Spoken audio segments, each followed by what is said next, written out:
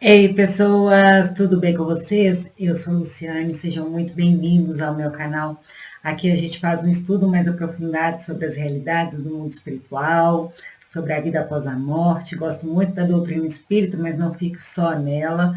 Existem várias outras doutrinas e religiões que estudam também a vida após a morte.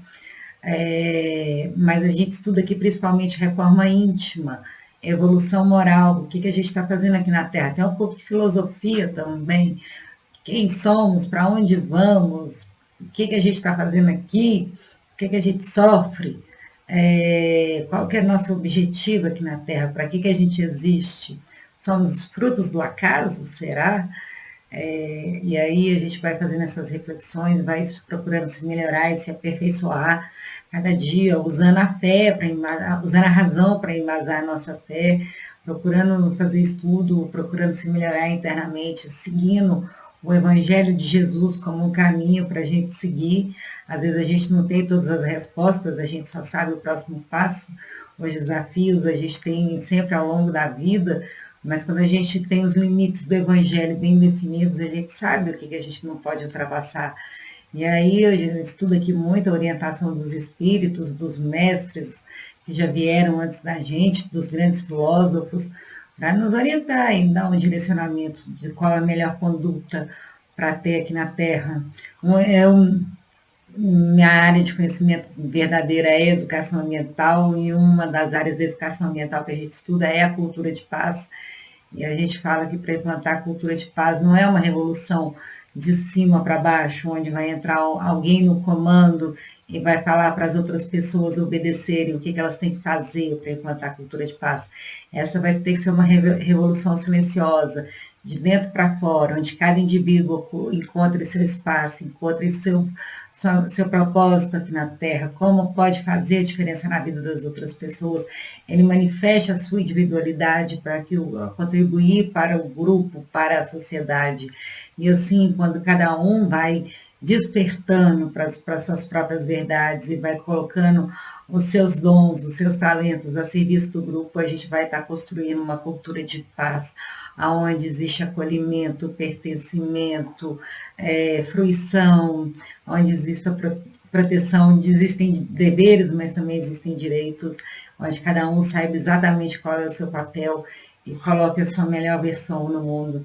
Então, assim, em última instância, o objetivo desse estudo é para nos auxiliar a ter uma referência para construir uma cultura de paz, que não seja hoje, amanhã, daqui a 10 anos, mas nós estamos em plena transição planetária, a gente está passando num mundo de provas e expiações, onde o mal ele sobrepõe sobre o bem, tem muito mais maldade do que bondade na Terra. Você vê que as nossas sombras ainda elas são muito grandes, e só que já vem as experiências e vão nos transformando para que a gente se torne pessoas melhores.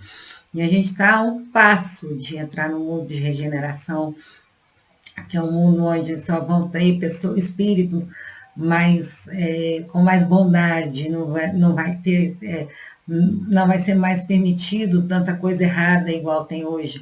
Mas para ir, está vindo muito espírito iluminado de fora para nos ajudar a fazer essa transição, mas a gente também tem a nossa tarefa, que é nos regenerar internamente, trabalhar as nossas sombras, olhar para elas com carinho, aceitá-las, para poder lançar a luz em cima da sombra. A gente tem que entender duas coisas, que aonde tem uma grande sombra, tem uma luz de mesma intensidade. E para a gente se conectar à luz, primeiro a gente tem que vivenciar a sombra para saber que ela existe. A gente não pode consertar algo que a gente não sabe que está errado. Então, os desafios vêm muito para isso, nesse sentido, para que a gente se enxergue internamente, para que a gente entre em contato conosco, com as nossas sombras, para que a gente possa adquirir as virtudes opostas. Quando a gente tem Deus no coração, quando a gente permite que Deus nos guie, e que a gente não se revolta com outras experiências, mas que a gente se transforma com elas, esse processo é mais fácil. Mas com aquelas pessoas que se revoltam, que não aceitam, um erro vai levando a outro e acaba sofrendo muito mais. Então, assim, para a gente ter o Evangelho como caminho, como um guia seguro, para que a gente não se distraia do nosso caminho e entre em atalhos ou entre numa estrada que vai dar num caminho tortuoso, num caminho de sofrimento, de dor. Mas, né, porque a gente está aqui muito reajustando todos os erros que a gente já fez lá no passado, então que a gente comece a acertar aqui agora. Então, hoje eu vou ler para vocês um texto do livro Contos e Apólogos, psicografado pelo Chico Xavier, pelo Espírito Irmão X. Então, o texto, a lição número 6, O Bendito Aguilhão. Atendendo a certas interrogações de Simão Pedro no singelo agrupamento apostólico de Cafarnaum, Jesus explicava solícito. Destina-se a boa nova, sobretudo, à vitória da fraternidade. A fraternidade, uma sociedade fraterna, onde todos se respeitem e se gostem. Nosso Pai espera que os povos do mundo se aproximem uns dos outros e que a maldade seja esquecida para sempre. Esse texto aqui me lembra muito a transição planetária, esse processo de regeneração. O que esperar da gente? Que a maldade seja esquecida para sempre, que a gente faça brilhar a nossa luz. A maldade não está só nos outros, nós também temos a nossa porção. A gente também faz mal para os outros, mesmo sem querer. A gente erra muito mais por ignorância do que por própria maldade, mas a gente erra. Que a gente tenha conhecimento de quem nós somos e como a gente pode expressar o melhor que nós temos para as pessoas, para o grupo, para a sociedade, para ajudar a construir uma verdadeira fraternidade. Numa cultura de paz não existem protagonistas, cada um brilha a sua própria luz e a sua própria luz faz a diferença para o grupo todo. Não é justo se combatam as criaturas reciprocamente, a pretexto de exercerem domínio indébito sobre os patrimônios da vida, dos quais somos todos simples os frutuários. Então, não é justo as pessoas ficarem se combatendo, ficar essas lutas, luta de classe, luta entre os sexos. Não fomos feitos para isso. A gente não foi feito para ficar aqui criando discórdia entre nós, para ficar cada um defendendo seu espaço. A gente foi feito para um colaborar com o outro, um auxiliar o outro a conquistar seus próprios objetivos. A gente não precisa ser tão egoísta, tão egocêntrico, a ponto de achar que o mundo inteiro tem que se adequar para caber dentro das nossas expectativas e necessidades e vontades. A gente é muito mimado ainda, né? Operemos assim contra a inveja que ateia o incêndio da cobiça, contra a vaidade que improvisa a loucura e contra o egoísmo que isola as almas entre si. Naturalmente, a grande transformação não surgirá de inesperado, não vai ser de um dia para o outro. Santifiquemos o verbo que antecipa a realização. Antes da gente fazer, a gente fala. Aquilo que sai da nossa boca é aquilo que a gente vai estar projetando para fora, né? Aquilo é como a gente vai estar agindo, se a gente for congruente. Mas antes da ação sempre tem a palavra. No pensamento bem conduzido e na prece fervorosa, receberemos as energias imprescindíveis à ação que nos cabe desenvolver. Então, no pensamento voltado para o bem e na prece, a gente vai ser intuído do que a gente tem que desenvolver aqui na Terra. A paciência no ensino garantirá êxito à sementeira, que a gente ensine aquilo que a gente saiba. A esperança fiel alcançará o reino divino e a nossa palavra, aliada ao amor que auxilia, estabelecerá o império da infinita bondade sobre o mundo inteiro. A gente sempre tem algo para ensinar para os outros, a gente sempre tem algo para compartilhar com as pessoas. A esperança, e a gente contribuindo com aquilo que a gente tem, a gente semeia esperança, a nossa palavra auxiliada ao amor, que acolhe, que inspira, vai ajudar a construir o império de Deus aqui na Terra, né? Essa verdadeira fraternidade. Não é essa fraternidade que as pessoas se unem por interesses, não. Se unem onde as pessoas se ajudam, porque é da nossa natureza ser um ser social. Um dia nós seremos como abelhas. Há sombras e moléstias por toda parte, como se a existência na Terra fosse uma corrente de águas viciadas.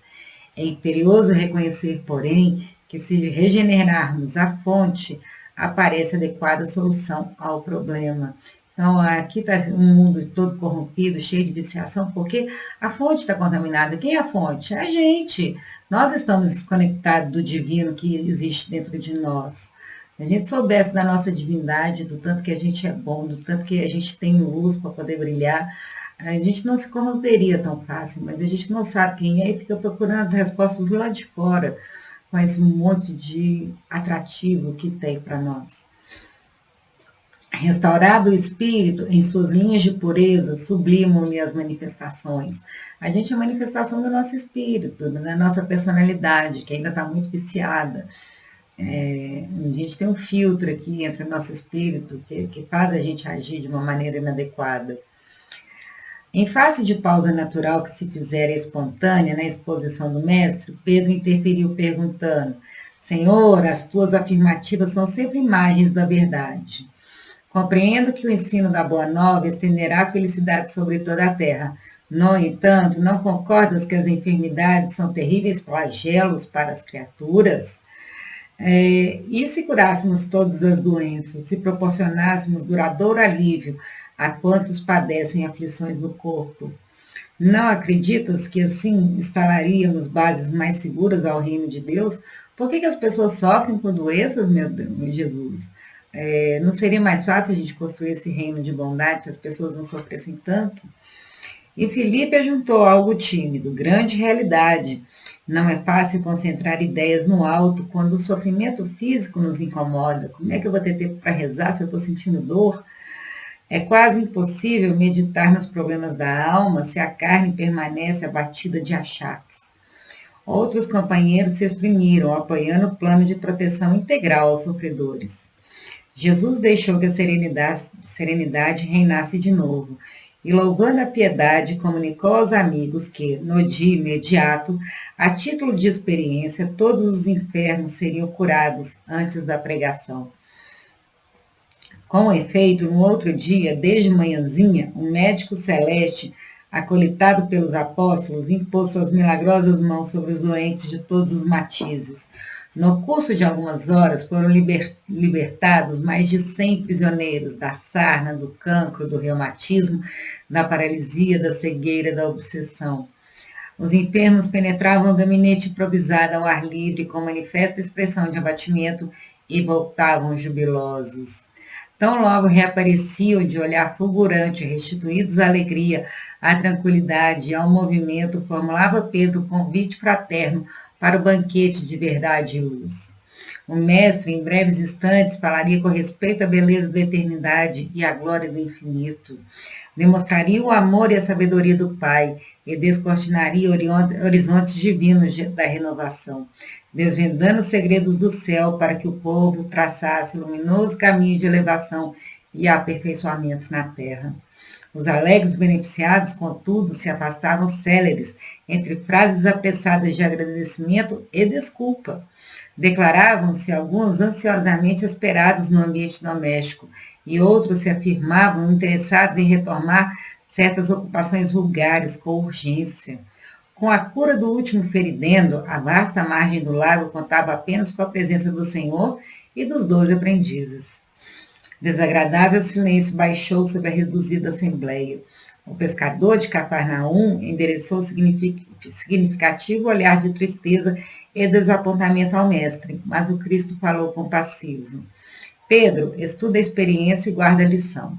Aliviemos a dor, mas não nos esqueçamos de que o sofrimento é criação do próprio homem, ajudando-o a esclarecer-se para a vida mais alta. E sorrindo expressivamente rematou. A carne enfermiça é remédio salvador para o espírito envenenado. Sem o bendito aguilhão da enfermidade corporal, é quase impossível tanger o rebanho humano do lodaçal da terra para as culminâncias do paraíso. Pois é, o sofrimento ainda é necessário, o nosso grau de... A gente ainda é muito ignorante, a gente não pensa na vida eterna, a gente não pensa em abrir mão de alguns prazeres no momento presente para estar esperando a recompensa lá na vida espiritual, na vida eterna, como falava Jesus. A gente é muito imediatista, a gente quer usufruir agora, a gente quer ter prazer agora, a gente quer nossas recompensas nesse exato momento. E aí a gente não para pensar em Deus, a gente não para pensar nas escolhas que a gente está fazendo. E aí vem as doenças, vem as moléstias e faz a gente olhar para dentro e se questionar essas coisas. Vem os desafios e faz a gente repensar a vida que a gente está tendo, as escolhas que a gente está fazendo, parar para pensar em Deus, tanto que a gente precisa de Deus. Deus não precisa da gente, a gente precisa de Deus. Deus é a água, nós somos os peixes, a água sobrevive sem os peixes não sobrevivem sem a água. Só que nessa euforia de querer usufruir a vida sem essa preocupação de ter uma conduta adequada agora para colher lá na frente, a gente nem para pensar em quem nós somos, a gente só quer receber. E aí vem esses grandes mestres para nos reconectar conosco, para fazer a gente repensar e parar de escolher o sofrimento como o nosso professor aqui na Terra, para que a gente se transforme em pessoas melhores, né? Para que a gente dê valor para Deus, para que a gente dê valor para as coisas espirituais. Como já dizia Jesus, cuide primeiro das coisas de Deus, que o resto você será dado por acréscimo. E a gente faz muitas escolhas, né, que nos levam a isso. Então, Jesus é Jesus, né? Estou aqui pensativa, reflexiva. Bom, espero que vocês tenham gostado. Vocês curtem, comentem, compartilhem, se inscrevam no canal.